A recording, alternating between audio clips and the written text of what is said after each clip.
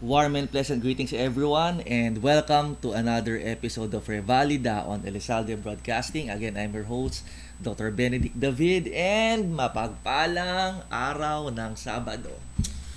First and foremost, again, magandang araw ngayon at salamat sa ating technical expert dito, si Kuya Chot. Napakahusay ng ating technical team na pinangungunahan niya and meron ulit tayong magandang topic na pag-uusapan ngayon. But before that, shoutout ulit sa ating sponsor, si Cat and Barbie Home Cook Meals. Masagana ang buhay kapag lutong bahay. O, diba? May tagline na sila. So, tingnan nyo na lang po dun sa ating Facebook. Sa Facebook page nila, Cat and Barbie. And sa Viber details na nakalagay dun sa kanilang promotional poster. Okay, so ano bang topic natin ngayon? Actually, hindi masyado marami nagtanong sa akin sa TikTok, sa email, sa Facebook this past week. Pero nakakuha ako na idea do sa presidente namin sa Condominium Association. And that is shout out kay President Teres Faro na isa ring academic like me na katapat na tower ko siya, so tabing tower ko siya sa Peninsula Garden Midtown Homes. Then, nakuha ko sa kanya idea na yan, agree to disagree. Ano bang ibig sabihin na agree to disagree? So, let's make it simple. Magkakaibigan kayo, for example. Pag magkakaibigan kayo, or magkakatrabaho kayo, iba-iba tayo na pag-iisip. Iba-iba tayong tinatawag natin na we have different sets of opinions, we have different sets of upbringing, we have different sets of characters or sets of attitude. However, despite all of that, we can still work in harmony. We can still work and live peacefully and coexist respectfully if we will agree to disagree on certain things. Hindi naman ibig sabihin ng nagdi-disagree tayo sa isang bagay, mag-aaway tayo. Walang ganun. In fact, being able to understand and being able to agree to disagree on certain things is a sign of your maturity as a person. Ulitin ko lang, the moment that we agree to disagree on certain things, because we cannot agree on everything, is the moment that we will become a matured person. We might disagree on certain things. We might disagree on so many things. But as long as we keep our characters close and as long as we keep our characters in accordance to a moral set of values that is universal, ulitin ko lang, when we tend to keep our moral set of values as good and as integral or with integrity as possible, then that's good. We cannot agree on everything.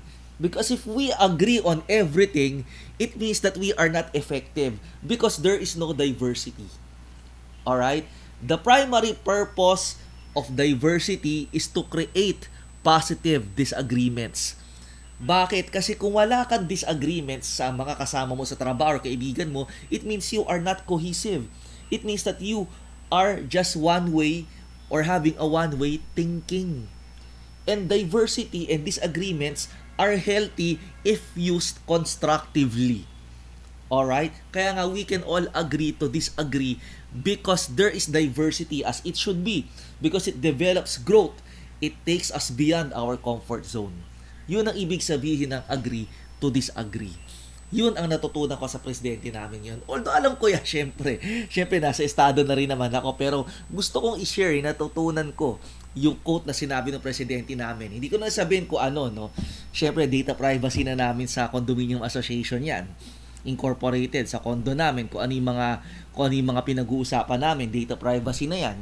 Pero let's just say na shout out bago ko makakalimutan again, since idea niya yan. So shout out uli kay President Teres Faro, kay Tita Janet Baral, ang aking tita na treasurer doon. Yan yung joke ko sa kanya. I love you, Tita J. Gumagano kami palagi dyan. So, siyempre, yun ang joke namin sa kanya. Tapos, ang aking BFF sa condo, pero nasa Australia pa siya. So, si Sir John, saka si Ma'am Bless, saka si JC, nasa Australia pa sila. A good family friend of mine, of ours.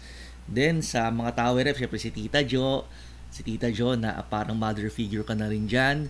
Si VP Ed Albaran, of course, si Attorney Iyog, si Engineer De Leon, nakasama ko sa board. Again, si Tita Jo, si Pop, si Sir Christopher na officer din sa amin. Si Kat and Barbie, actually officer sa amin yan, si Home Cook Meals. Tapos si Rachel, sino pa ba? Si Lars, yung kinakapatid na talaga no? Si Lars, si Kenneth, si Ma'am Donna, si Ma'am Sandy Burnham, a good friend of mine, si Ma'am Sandy Burnham, yan. Kapitbahay ko rin sa kabilang tower yan. Sino pa ba? Kung may nakalimutan man ako, si Mami G, ayan. Si Tita Roda, maraming pabati no. Pero, my point is, we disagree on so many things. On how to lead the condominium, on how to lead people. But through all those disagreements, we tend to have a certain cohesion. Bakit? If there is what you call these three factors na pag-uusapan natin ngayon. So, Kuya Chot, unahin natin. How can you agree to disagree and still be professional with one another? There should be what you call respect. Hindi lahat ng bagay, hindi lahat ng pagkakataon ay kailangan mong i-imply or i-impose ang nalalaman mo. You should learn how to respect. So ulitin ko lang in order for you to agree to disagree in a constant, consistent, and professional manner, you have to develop respect. Dapat may respeto ka sa kausap mo o sa mga nasasakupan mo at higit sa lahat, meron kang respeto sa mga kasama mo. Whether or not kaibigan mo, sa trabaho mo or so. Let me tell you a story about that. Meron ako mga kababata, 30 years na kami magkakaibigan. Shout out, Julius, Ryan, Nino, Kuya Francis, Nerj, Maan. Iba-ibang political preferences namin. Ako, aaminin ko, BBM ako. Aaminin ko. And ever since, Marcos loyalist ang family ko. Maski nung nabubuhay pang lolo ko, ikinakampanya namin yan no 1960s up to 1970s. Marcos loyalist kami ever since Marcos loyalist kami, although hindi kami Ilocano. Pero yung mga kaibigan ko and Duterte loyalist din kami for that matter BBM at DDS ako. Kaya nga it pains me na medyo 'di ba may mga hindi tayo mag-uusap ng politika dito pero may mga division sa mga supporter nito ni ganito sa akin pareho naman silang may nagagawa for me. BBM ako at DDS ako. Pero isang kaibigan ko, and allow me to quote them, sabi niya, si Ryan, hindi niya feel yung political something ni BBM or ni Duterte, pero para sa kanya, iba ang preference niya. And that's fine. I respect that. We respect that. Isang kaibigan ko, actually, pinsan ko, si Kuya Francis, binoto niya si Lacson no election. That's fine. Ibang pinsan ko, Lenny. That's fine. As long as you respect the preference of a person, whether political or religious or whatsoever, that is great and that is the good thing or the right thing to do. Bakit? Unang-una, kahit anong political preference natin, hindi ako nagme-medal ng politics dito ngayon, pero segue lang. Kahit anong political preference natin, kahit napakagaling ng Pangulo, kung tamad ka, hindi ka aasenso. The government can only give you opportunities. And even in the absence of one, as a human person, hindi mo dapat iasa yun sa iba, not even to the government. It is up to you to create your own faith, to create your own opportunity. Diba, sinabi ko last time sa second episode natin, opportunity will never knock on your door. It is a treasure hunt. X marks the spot. You have to look for it. You have to find it. And once you find the opportunity, you have to cultivate it. Kaya wala sa gobyerno yan. You have to create your opportunity. You have to create what you call your direction or your sense of direction in life. Kaya you have to respect the political whatsoever kung ano man ang pananaw nung nasa kabila. Hindi ko sinasabi na na walang tama o maling sagot. First episode natin, 6 or 9. If you remember, di ba? Sabi ni isa 6, sabi ni isa 9. Ire-research mo yan. Pero kung parehong tama at kung wala naman nagsasabi kung anong totoo do sa 6 or 9 opinion mo, di ba? First episode natin, panoorin nyo. Di ba? Kung wala namang tama o walang mali, then you can respect each other's hypothesis or presumptions or assumptions. 'Di ba? Pwede natin irespeto 'yun. Because when you respect that, that is the start of being able to become a decent and good professional. Yun ang point of contention natin doon. Yun ang point of reference natin. Oh. Mga kaibigan ko, ako, BBM ako, sila Lenny. That's fine. May Ping Lacson lahat. Meron pang Leody eh. That's fine. That's fine. You have to respect that. Ito, no? Allow me to have a take on that. And I'll go this far. Although, hindi ako magme-metal na opinion ko or what. But I'll go this far. LGBT community and religion, ano? Total, it's also a part of education. Hindi lang naman research ang ating revalida, no? We will correct the wrong notions about something or anyone. Alam naman natin yan. Kaya nga testing theories, breaking conventions tayo, di ba? Oh. Education about LGBT and spirituality and religion. No? I'll go this far. LGBT community. I respect them. Ito, pasintabi, ano? I respect them sa LGBT. I respect them and I support them. If they want to have a same-gender marriage, I support them. As long as their country or their state policies and their religion will permit them to do so. Or their, kung ano man ang, sa church sila, kung ano man ang tawag doon, if they would be allowed to have a same-gender union marriage, that's fine. If they will allow themselves, if they will be allowed to call themselves they, kung ano man yung mga pronouns na yan, that's fine. That's fine. I support that. However, kapag ang karapatan mo ay inabuso mo, hindi rin naman maganda yon. 'Di ba? I support that. Kahit mag-cross-dress ka, mag-transgender ka, I support that. It's your free will. It's your choice. Nobody can judge except God. 'Di ba? However, kapag inabuso mo yan, minsan kasi may naririnig ako, yung mga sa pronouns na they or what, minsan may naririnig ako na may naririnig ako na for example, ito lang, again, disclaimer, I respect the LGBT community and I'll support same-gender marriage, provided that it is being encouraged or is being promoted or is being allowed by the respective state and by the respective faiths, kung ano man yan sa church nila or kung ano man ang tawag. Again, I support that provided it's being supported by the state and by the respective church. However, kapag yung karapatan mo ay inabuso mo, may kalalagyan ka. What do I mean by that? For example, ikaw ay LGBT at sinasabi mo na, may mga naririnig ako nito sa TikTok, sa YouTube, even sa basic news, may mga naririnig ako na ganito na sana raw ang buong mundo ay same-sex para full of love na lang, full of understanding. Hindi rin naman tama yon. How will you have the next generation of people? Same gender will not be the thing to do kung gusto mag-procreate at magtuloy-tuloy ang species ng human being. Mali na yon. Inabuso mo na yung karapatan mo diba? Hanggang doon ka lang sa karapatan mo. And in the same light, yung mga nababasya mga LGBT, sinasabi nila, dalawa lang ang nilikha ng Diyos. Yes, that's true. However, on the other side of the fence is their given free will. So, irespeto mo yun. Diba? May na pa nagsasabi dyan na kung ano-ano, binabash sila. Huwag natin sila i-bash, irespeto natin. As long and vice versa, huwag natin abusuhin yung karapatan natin. Diba? As long as they are good people. Ika nga ni John F. Kennedy,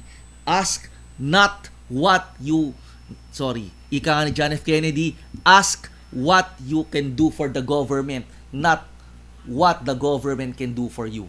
In Tagalog, itanong mo kung ano pwede mo i-contribute sa pamahalaan at sa gobyerno mo, hindi yung ano maibibigay nila sa'yo. Bottom line, ano ibig sabihin nun? Bottom line, you have to be responsible in relation to my second episode or first episode yata. You have to be responsible. Because when you're responsible, you are matured. And when you're matured, you're professional. You will respect the opinion of other people. And you will respect the personality of other people. And you will not abuse the rights that are being bestowed upon you. Yun ang ibig sabihin ng respect pag sinabi natin agree to disagree. Do I disagree? Hindi ko na sasabihin kung anong perception ko. Again, ulitin ko lang. Again, yung take ko dyan si LGBT, I support them and I respect them. If they want to do a same-gender marriage sa ibang bansa, kung pwede, I support that. Pero, may mga karapatan na hindi dapat inaabuso. Huwag sila mang babash na this is the right thing to do or so. Hindi naman, huwag ganon. may tamang karapatan lang din tayo. At doon naman sa mga nababasya kanila na dalawa lang ang ginawang gender ng tao based on the Bible, what book? Diba? Ito, dumako namatay sa religion. What book? What book? Yeah, the inspirational book. Diba? Yeah, that's inspirational book na may tao na nabuhay at nabuhay mula sa pagkamatay. I'm a Christian, basically. So, I believe that. Pero yun sasabihin ko kapag may nang babash sa other people. Why? Because you are basically disrespecting others' free will and disrespecting the character of the person. Huwag mong i-disrespect yan. Hanggang doon ka lang sa parameters ng karapatan mo. Kaya nga diba sinasabi ko kanina, LGBT, I support that, I respect that, pero wag abusuhin, wag bang babash. Same like do sa mga purists, sa mga traditional. I respect that, I'm also a Christian, pero irespeto rin natin yung iba.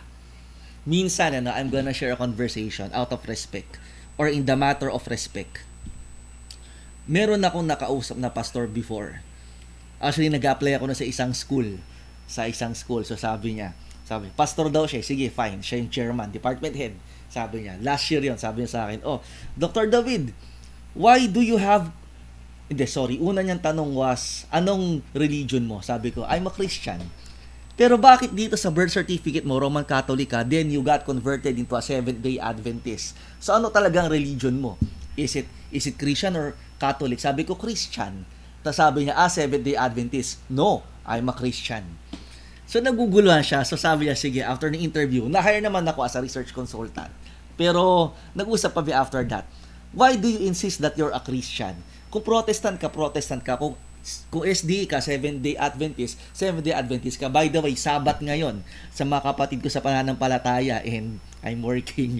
Diba? So, happy Sabat. Sabat Shalom sa mga kasamahan ko sa pananampalataya, sa brethren ko sa Adventist. Diba? Ayan. So, ayun. Sabat Shalom po.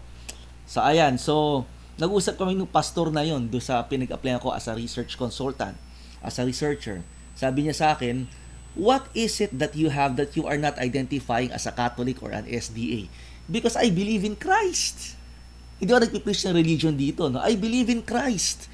So, tinatanong niya, di ba ang mga SDA hindi kumakain ng pork? Well, I do eat pork. Tapos tinatanong niya sa akin, so nang bibigay ka ng tithes o ikapo? Sabi ko, hindi. Hindi. Kaya nga siguro galit ni pastor ko sa amin. Hindi. Kasi tiwalag ako, technically hindi. Umaattend ka ba ng worship nyo? Or anong araw worship nyo? Sabi ko, well, pag may time ako, I do attend face-to-face worship dyan sa may Pasay, doon sa NPUC, yung pinaka-headquarters dito sa Luzon area na Adventist. I do attend face-to-face worship tuwing Saturday, pag may time, obviously ngayon hindi. So mamaya magla-live feed, may kinigila ako ng live feed. And pag Sunday, umattend ako ng Catholic Church. What do I mean by that? Do I have a conflict in my faith? Wala.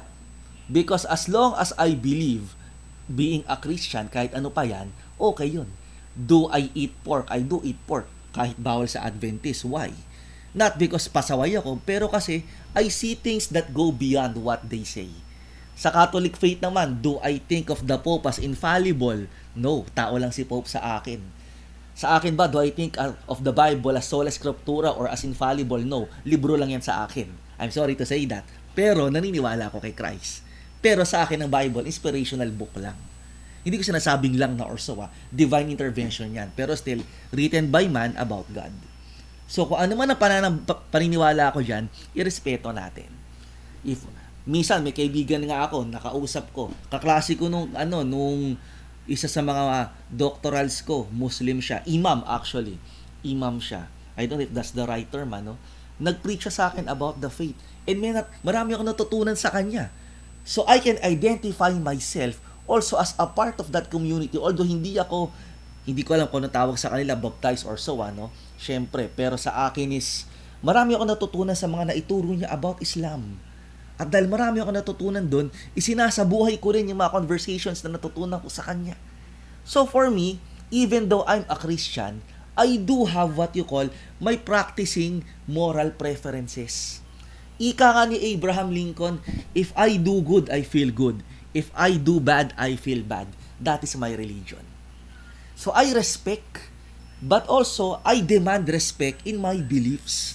Kaya nga hindi ako nang babash pag sinabi mo na I identify as a cat. For example, just kidding. I identify as a male kahit babae ka. That's fine.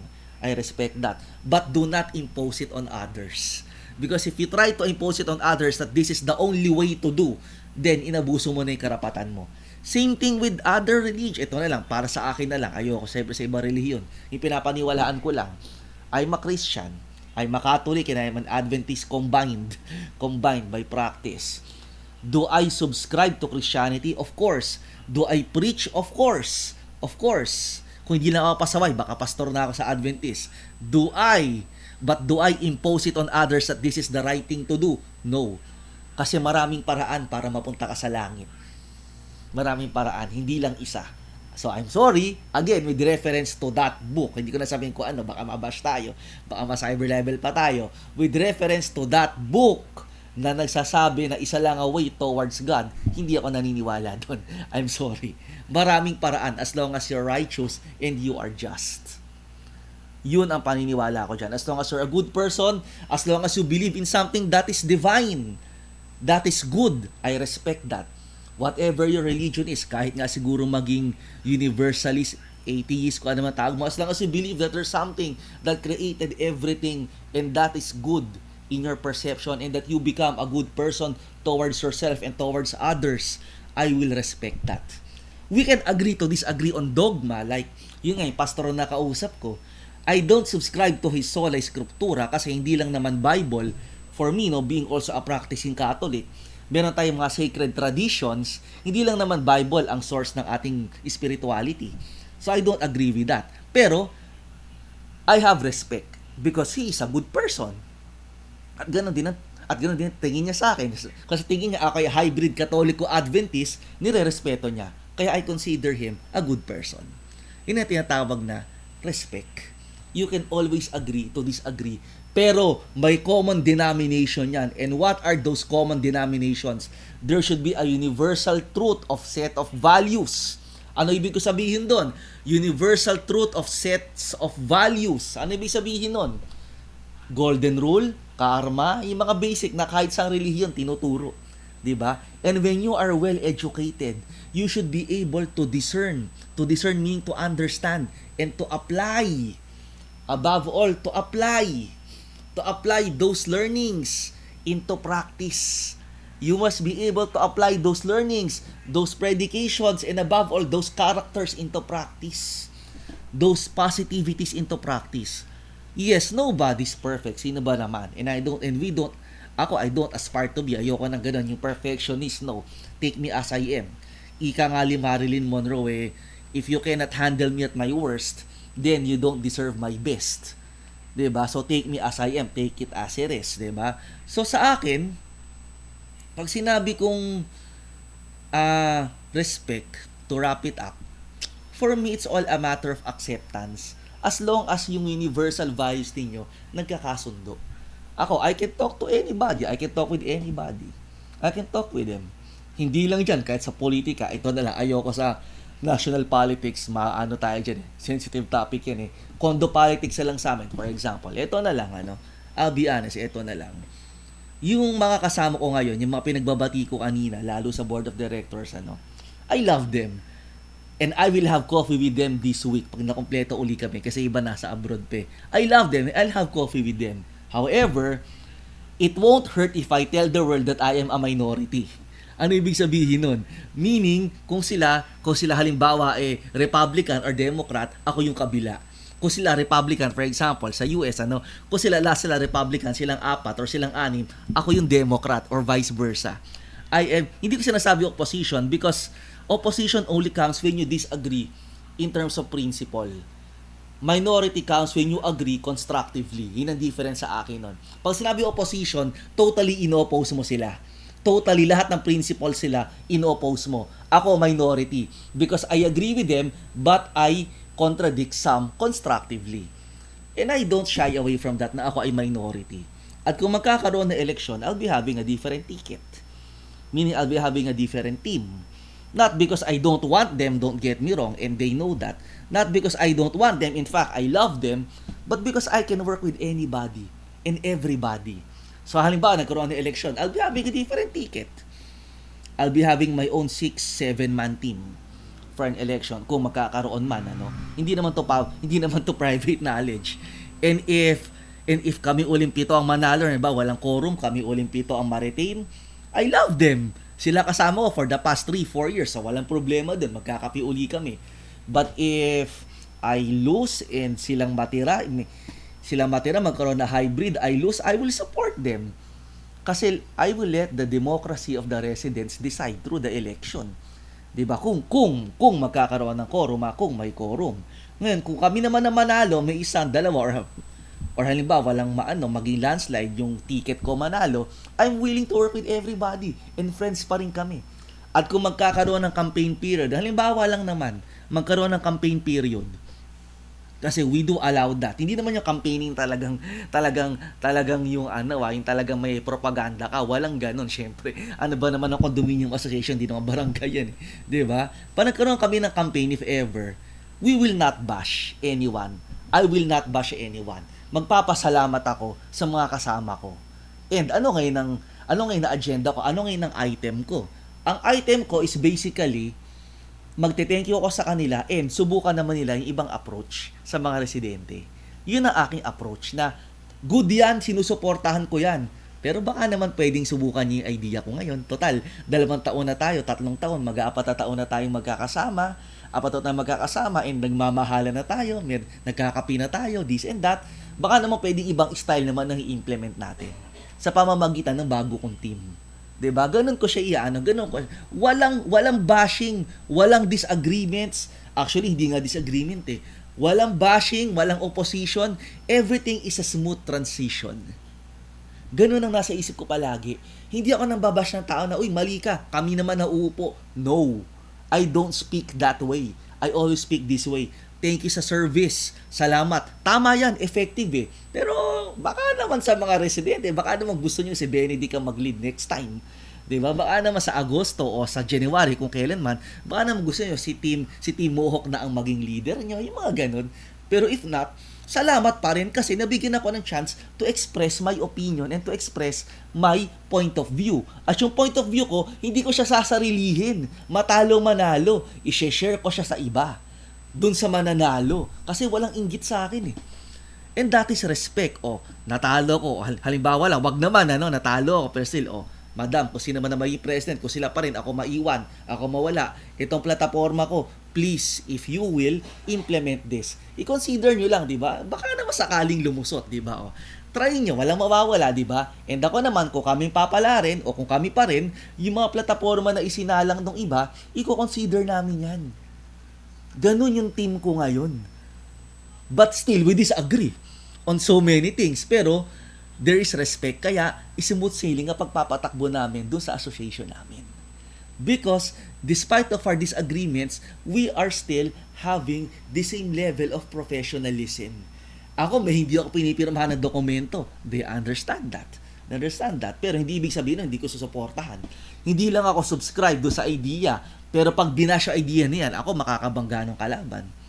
Halimbawa, hindi ko na sabihin kung hindi ako pinirmahan halimbawa last week. Because I don't believe in the principle. Pero susuportahan ko yan kasi group decision yan eh. At pag may nang bash dyan, ako makakabangga ng basher syempre. That is maturity for me. And everyone should respect that. Yan, inamin ko, may bago kong ticket sa election or so. Diba? Respeto. Pero I love them all. Wala kayo ibabash na tama na. Walang ganun. No. If they will want to continue, kami, magkakape kami. Walang problema doon. I can have coffee with everybody. Hindi sa pagiging people pleaser yan, ha? No. It's just that I see the insights and I learn from everybody. Good or bad. Kasi pag masama naman yung tao, I'll be honest, hindi naman lahat mabuti sa mundo. Pag masama yung tao, hindi ko sasamahan yun. Kaya yung nasa ticket ko at yung nasa kabilang ticket, parehong mabuting tao yan. It's just a matter of which style will suit us best. Particularly me, if I'm given the opportunity. And that brings us to my second parameter. What is that? Second subtopic, truth is constant, approach is relative. Diyan papasok yung sinasabi ko ngayon. In detail, Again, truth is constant. For example, kung professor ka, ano ang mga truth? Yung tinuturo mo, hindi truth yon. Ang tinuturo mo, approach lang yon. Ang truth doon ay yung makaka-graduate sila at matutulungan mo silang maging professional in due time. Yun ang truth. Yung pagtuturo mo, relative yan. Ito nga, I'll be honest, yung theory na tinuturo mo, baka after a few years, baka nga wala pa. Opinion na lang. I'll give you an example. Nasabi ko to no first episode natin. Si Abraham Maslow, hierarchy of needs. Basic needs, confidence, esteem, self-actualization. 5 yun eh. Focus tayo sa basic needs. Nung panahon ni Abraham Maslow, ang basic needs lang, 3. Food, clothing, shelter. There are just 3 basic needs. Ngayon, nadagdagan ng pang-4, communication. So, the theory of Abraham Maslow of basic needs, food, clothing, shelter is still true. Partly kasi nadagdagan na siya ng isa. And that is communication. Kaya niya bang walang cellphone? Kaya niya bang walang Revalida? Palagi ko hindi. Kaya niya bang walang Elizalde Broadcasting? Kaya niya bang walang Kadiskarte? Kaya niya bang walang Mel Elizalde Talakayan tuwing hapon? I don't think so.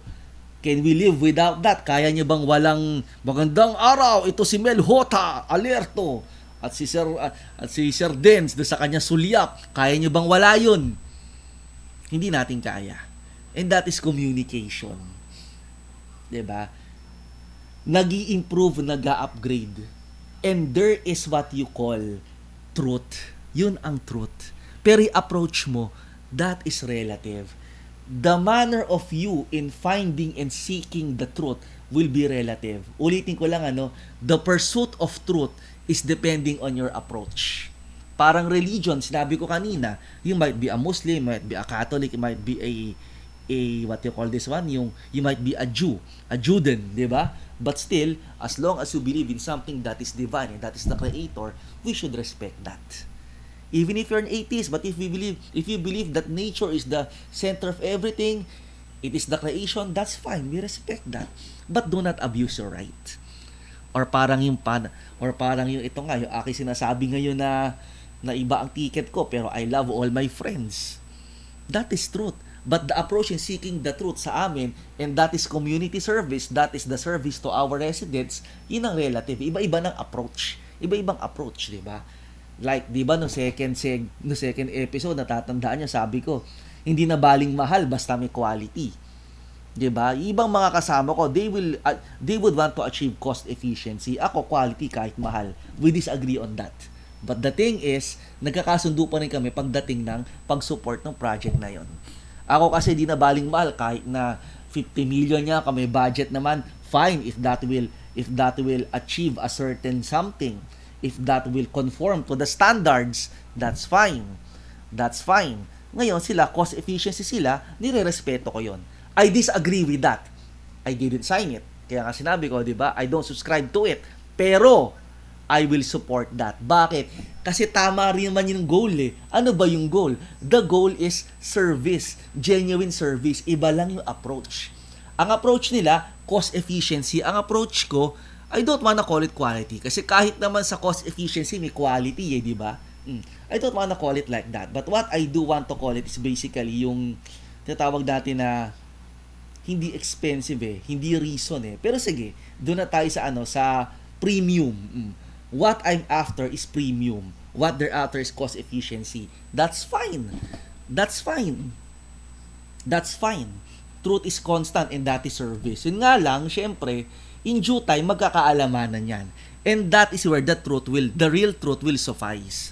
Kung yung bang cost efficiency nila, kung gusto nila makatipid, ay talaga makakatulong, or yung pagiging quality ko ba, focus on quality, kahit mahal, ay talagang tama, time will tell. But you have to respect that. Because that is the approach. Diba? That is the approach. Truth is constant. Gusto namin maglingkod. We don't agree on everything. Hindi ako magpapakahipokrito dito. Maski sa klase, sa pagtuturo ko, I know that my students have their respective ways of thinking. I know that my students are thinking as they should be. Otherwise, they are not students. They are robots kung di sila makikinig at susunod lang sila sa akin at hindi sila mangangatuwiran. 'Diba? So sa akin, if they are thinking, if they are reasoning, if they are debating me, mas mataas ang grade nun. Because it means that they are thinking. Basta wag mo lang aabusuhin yung karapatan mo na para bang ito nangyari sa akin to eh. Hindi ko na sabihin ko anong school or what or ano, pero let's just say na may position na ako nun. Merong lumapit sa amin. I'll make it simple. Merong lumapit sa amin, babae na estudyante, sa akin. May posisyon na ako nun, I think coordinator yata ako or department head. May lumapit sa amin. Gusto niya maging dean's lister, bakit daw 2 ang binigay ko sa kanya? Baka pwede raw 1.75. Di sabi ko, sige, justify it to me bago ko ipa-change yung grading kasi bawal na yon. Once the grades are encoded, hindi mo na siya pwedeng bawiin, guys. Again, pag ang grades sa encode mo na sa system, pwede naman pero baka mamemohan ka. Pero sige, sabi ko, show me one proof na dapat kitang taasan sa grade para mag-dean's lister ka. Ako on my part, for me, lagi ako may witness para may taga-take ng minutes ng meeting. Although closed door yan. Buti na lang, yung working student namin, isinama ko, lalaki rin. Alam niyo kung ano ginawa ng babae? Lumabas ba naman ng pito, tapos nagsisigaw, hinaharas daw namin siya. Pag ano kami nung working student, ano sinasabi nito, oh?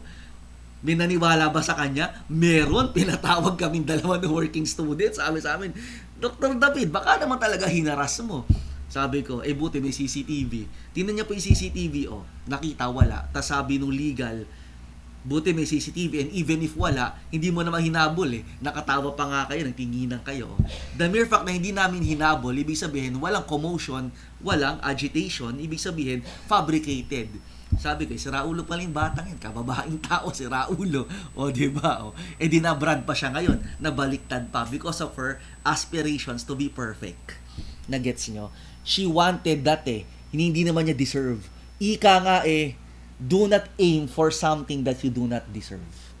Doon ka lang sa deserve mo. You should aim high, pero you should accept and be satisfied with what you truly deserve. Can you aim high? May mga pangarap tayo sa buhay, pero tanggapin mo kung anong deserve mo and you work gradually to level up. Yun ang point doon. Kaya nga, truth is constant, approach is relative. How you get there is up to you to achieve it diligently. But the truth is, you have to get there. You have to be successful without jeopardizing yours and others' integrity. Diba? Ganun lang yan. Is it okay to tell the truth? Of course. Pero minsan, kailangan mo i-sugarcoat ng konti para hindi ka makasakit ng damdamin.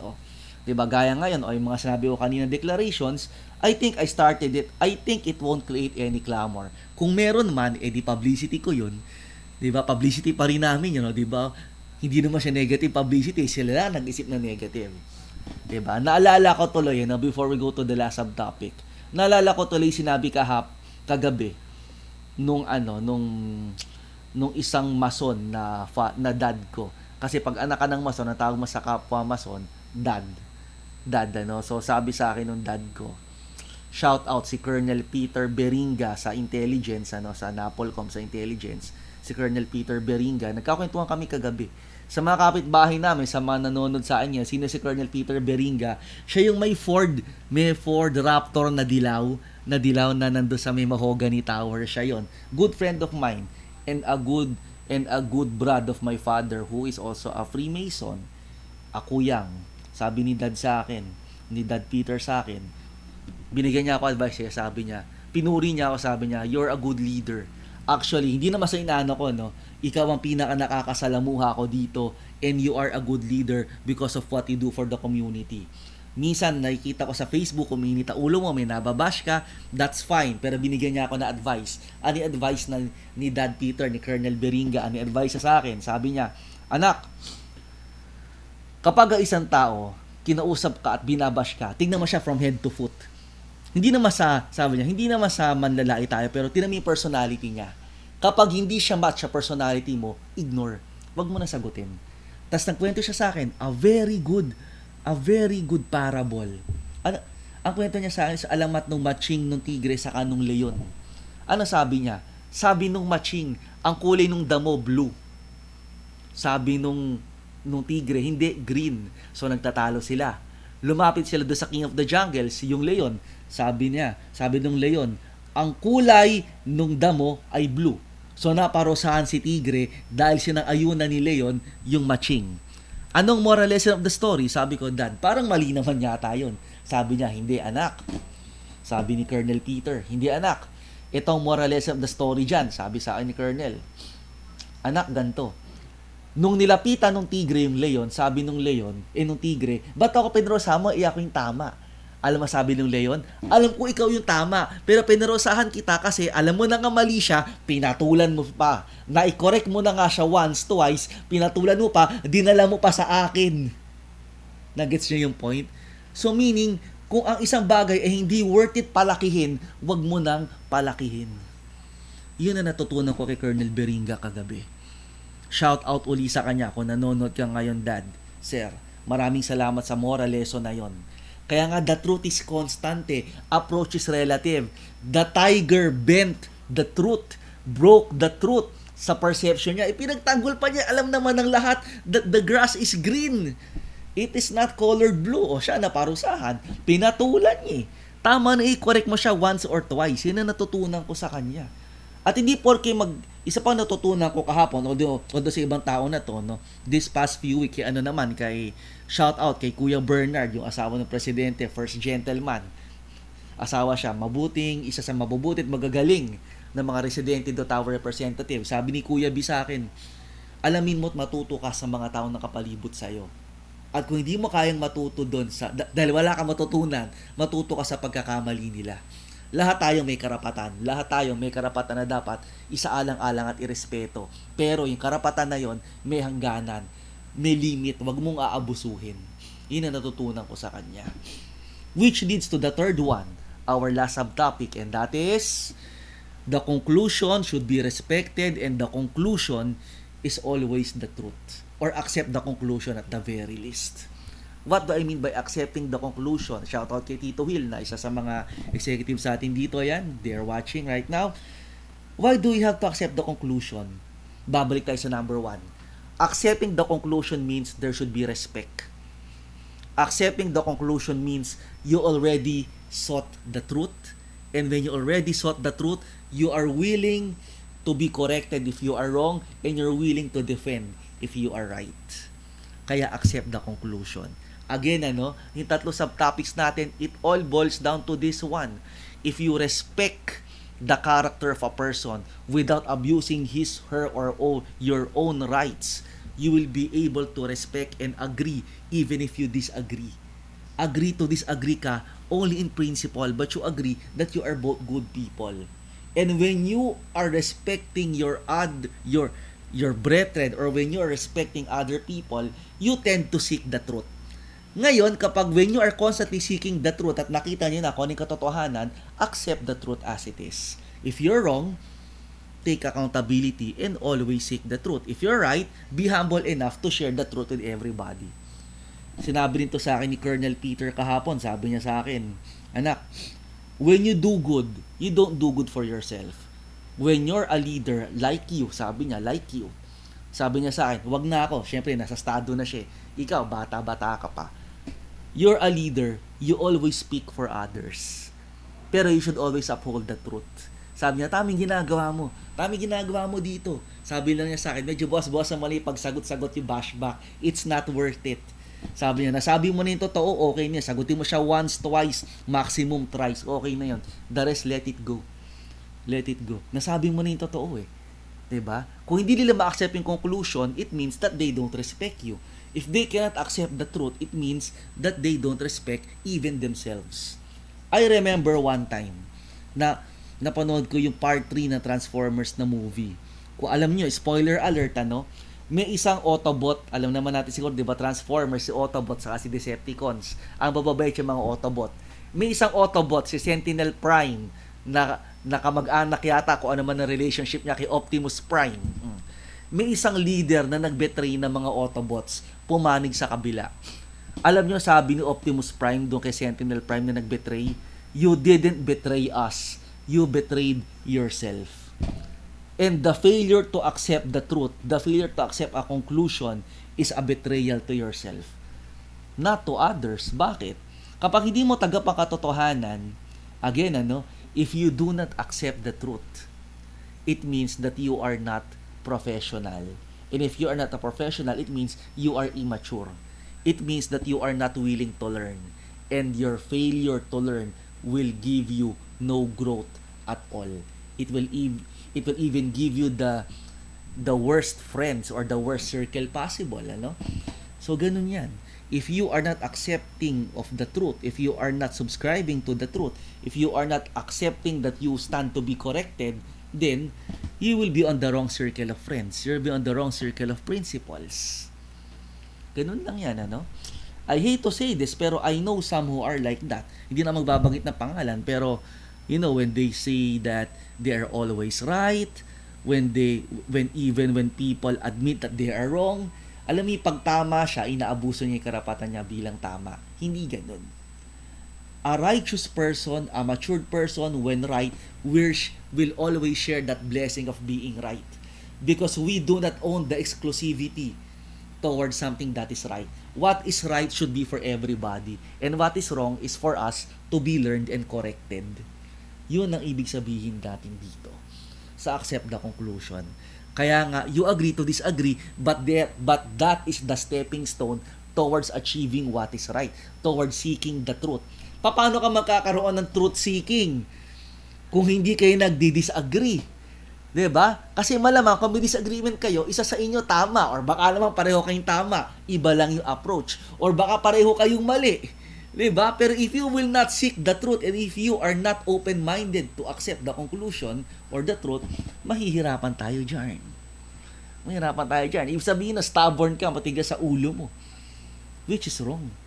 Kaya nga ako ito, no? Lagi ako napapagalitan dito. Sabi niya, why are you saying all those things? For example, sa amin na lang, sa business. It's not because I'm a kiss and tell. No, but because what's there to lie? Di ba, guys? Sinabi ko, I'm having a different ticket. That's fine. Palagi ko, pag sinabi ko, sinisiribang sabi, kaibigan ko rin yan eh. Kaibigan ko, ito yung kainuman natin ito yung ka-Starbucks natin. Sila pala yun. Everybody happy. Diba? And if I accept the conclusion, for example lang, that if I lose, I'll share my insights. It's not for me. It's for those people as a professional myself, as a teacher, whom I serve. Whom I proudly, hindi humbly, I proudly serve. Because you should be proud in teaching what is right. You should be humble in your approach, but you should be proud that you are sharing what is right. Like ko sinasabi sa mga estudyante ko to, pag may nagtatanong, sir, for example ngayon, panahon na naman ng mga thesis defense, may nagtanong sa akin, sir, what if the study is hindi nasagot yung tanong nung title ko sa study or no statement of the problem ko? O di kaya yung sagot is iba do sa expectation ko? Alam mo yung sagot ko? Good! Bakit? Because it means that you are giving another option to address a problem. 'Di ba? Sometimes meron tayong picture na i-flash ba? Hindi pa yata Sometimes yung picture na yan, may picture tayo dito eh. Mamaya baka ma-i-flash. Sometimes the problem is not with people. Sometimes the problem is your mouth. 'Di ba? Ayan, tingnan niyo itong na to, yung nasa picture na yan, Sometimes we think that people are the ones who are stopping us from achieving our dreams. We forget that it's our mouth. Minsan, isipin natin, kaya nga, always seek the truth. But in order for you to seek the truth, you should always agree to disagree. Kaya nga, revalida ang title ng segment ko. Bakit? Because revalida means remedy. Because life, just like education, is a constant search for the truth. And the constant implementation of remedies if you stand corrected. But it will only favor those who are open-minded enough to accept that they are wrong, because life is a lifelong learning. Tatanggapin lang ang katotohanan ng mga marunong matuto at mag-adjust. Kung close-minded ka, walang mangyayari. More than the theories that I will teach, forget that, makakalimutan yan. Mga marketing, strategic management, malalaos yan. My wisdom will fail. But the moral values that I will teach, magtatranscend yan. And I take pride on that. Kung mali ako, mali ako. 'Diba? But how can you seek the truth again if you are not disagreeing on something? Kaya ka magdi-disagree because you tend to seek the truth to it. Hindi naman ibig sabihin na may disagreement ka mag-aaway kayo, no. Hindi ganoon 'yun. I always tell that to my students, iba political preference ko, iba kayo, doesn't mean I dislike you. Walang ganun. Bakit? Kung lahat naman ng mga politiko ang kanilang imahe is public service, iba-iba lang na style, why not? It's no different from where I come from. Ibang style ko, ako medyo radical ako Syempre, yung mga kasama ko, palibasa older sa akin, and I respect that. 'Di ba? I respect that. Medyo conservative na sila sa approach nila, medyo laid back. Ako hindi. Kumbaga ako kasi kumbaga sila sa special forces sila Navy SEAL, discreet, spy, kumbaga James Bond. Ako bakbakan, ako kung bomba, ganun ako Ibang style ko, iba style nila. Pero isa lang ang goal namin, and that is to win and to serve. Parang gera lang yan Ang goal mo, mataling kalaban mo. Kung paano mo gagamitin yon, gagamit ka ba ng spy, gagamit ka ng James Bond, gagamit ka ng John Wick, na bakbakan, gano'n Kumbaga sila, James Bond, ako, John Wick. Sila spy, Mission Impossible, may mga discreet. Ako hindi, kung patay, kung baril, gano'n na style ko Kung bakbakan. Pero we have the same goal, and that is to serve, to win the hearts of those whom we serve in the community. Same thing for me as a teacher, as a professor. When I teach, I always give my students the option to think. I always end my topics open-minded. Ano sa mga sinabi kong disagree kayo? Ano sa mga sinabi kong agree kayo? You don't have to tell me those.